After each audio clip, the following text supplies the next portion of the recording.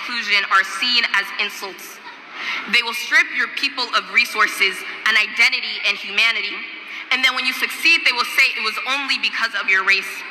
They will scream affirmative action because they can't handle the truth of your excellence. They will ask you,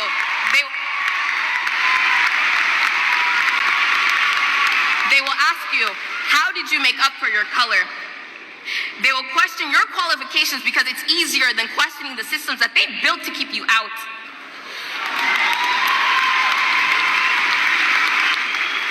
You don't owe them an explanation. These assumptions are so common to where they have become white noise. I've come to